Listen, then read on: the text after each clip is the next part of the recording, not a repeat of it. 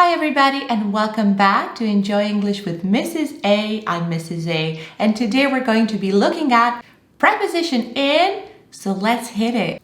Preposition in is the preposition of borders, limits, and limitations. So to answer the question, where do you live? You will always live in a country, in a city, in a neighborhood, in a house or an apartment or flat, and of course in a room. So you will say, I live in Spain, in Madrid, in Chueca, in a house.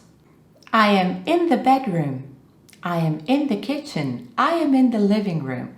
I would like you to imagine the borders, the limits, and the limitations. Countries are limited from each other. So are villages and neighborhoods. So you will always live in some place. In is also the preposition of time frames and periods of time. If you are busy and you can't attend your phone call, you will tell them, I will call you back in a minute. I will call you back in a moment. I will call you back in 2 hours. I will call you back in a year. How long is a moment? Well, nobody knows. But if you ever use it in a sentence, you will use it with a preposition in. In is also the preposition you use with months. I have an exam in May. I start school in September. My birthday is in January. Remember, months are limited, 28, 31 days. But on is also the preposition of years. I was born in 1985, or I was born in 1992, or the coronavirus outbreak happened in 2020. In is also the preposition of seasons. I can say our longest holidays or our longest vacations are in summer. Because in is a preposition of borders, limits, and limitations, I want you to see some differences between preposition on and preposition in. If you haven't watched the video on preposition on, make sure you look for it and you'll find out more. In the meantime, let's focus on our pen. So here's our pen. Where is the pen right now? The pen is on my hand because my hand is acting like the surface holding the pen. But what about now? Right? The pen is in my hand.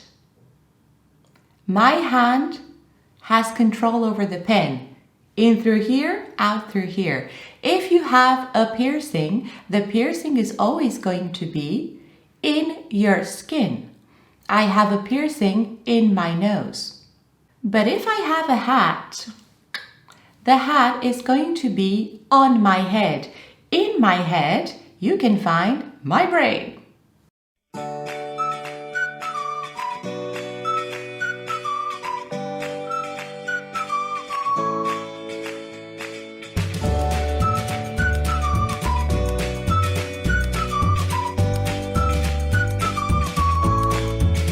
My blouse is on my body. In my body, you can find my intestines. Okay? So let's imagine this is not a foot, but let's imagine this is a foot. Foot, shoe. The shoe is on the foot, and the foot is in the shoe. Do you see it? Foot, shoe. I'm going to get my shoes on. My feet are in the shoes and my shoes are on my feet. I hope this makes sense. I would also like us to look at some expressions involving different prepositions and preposition in. I am at the hospital and I am in the hospital. What is the difference? Well, first of all, you should know that at is the preposition of location. So you are at the hospital, for example, when you work. I work at the hospital. I'm at the hospital doing a medical checkup, or I'm at the hospital visiting a handsome doctor.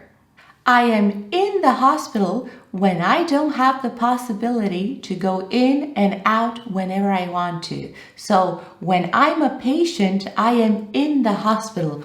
I am limited to the hospital. I am restricted to the hospital. So remember, very important and very different. I'm at the hospital when I can go in and out whenever I want to. I'm in the hospital when I don't have this possibility anymore, when I am sick and I am a patient of the hospital. Let's have a look at these two. At the restaurant, in the restaurant. How are they different? Well, you have to know, just like before, at is the preposition that indicates your location. Where are you? Well, I'm at the supermarket, I'm at school, I'm at the restaurant. So this is my location. I am at the restaurant.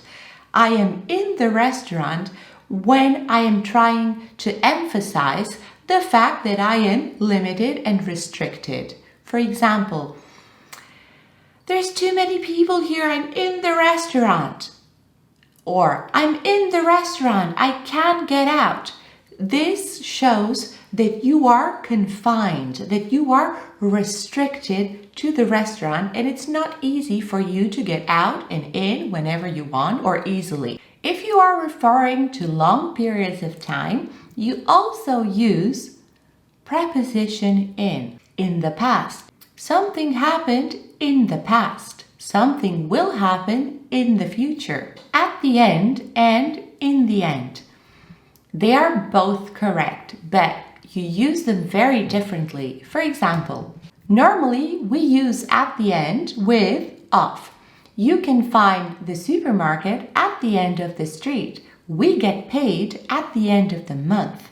At the end of something. In the end is used to express a conclusion, like a synonym of finally. For example, in the end, we didn't go to Paris because it was raining. Or, I didn't buy that book in the end.